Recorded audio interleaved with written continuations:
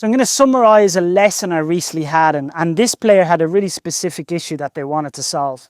Basically, post-impact, their lead arm would break down excessively through impact. They would often get a little bit of pain through the left arm, but also just a feeling of not delivering the club with consistency, with good speed. So they'd worked really hard on trying to get this lead arm working better, but really the issue was that the lead arm breaking down was a symptom of something that was happening earlier in the swing.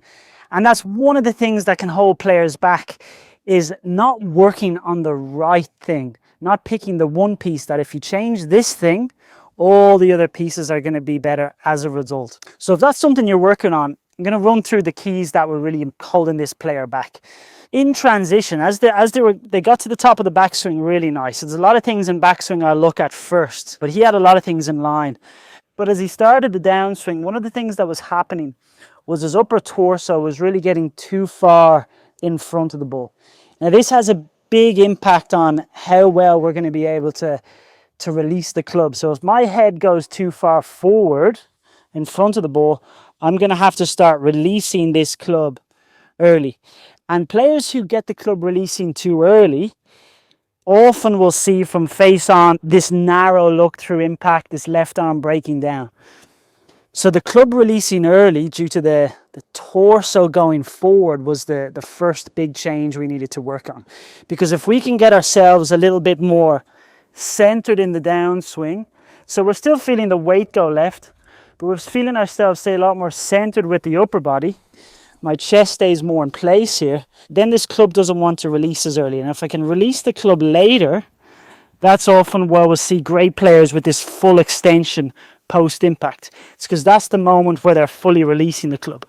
Whereas this player was releasing the club early, so there's really no room or anything else that could happen but to start breaking down the lead arm, getting narrow through the ball, losing that consistency of contact and that distance. The second piece we worked on then was just really getting a sense of how we're rehinging our wrists post-impact. So if our arms are staying much straighter, then we're using our wrists to rehinge. So we're just getting a feeling for that. If you're a player who's struggling with that, you're probably doing the opposite. There's no rehinge of the wrist and a lot of hinging of the elbow. So we got to swap those two around. Something that can hold a lot of players back from that is holding the club too much in the palm of their lead hand.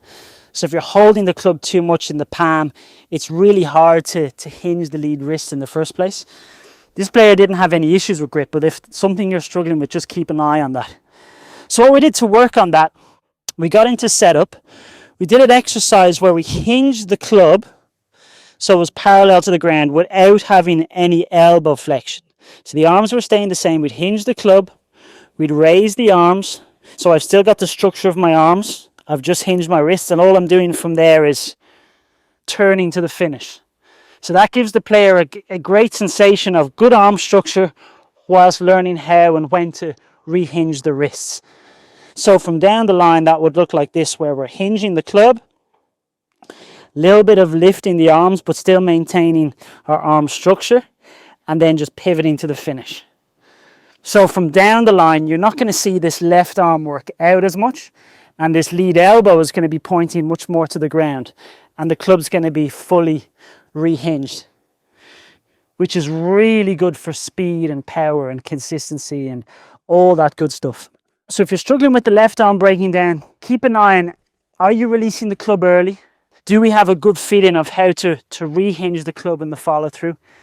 Making sure the club isn't too much in the palm of your lead hand. These are all things to check when you video your swing.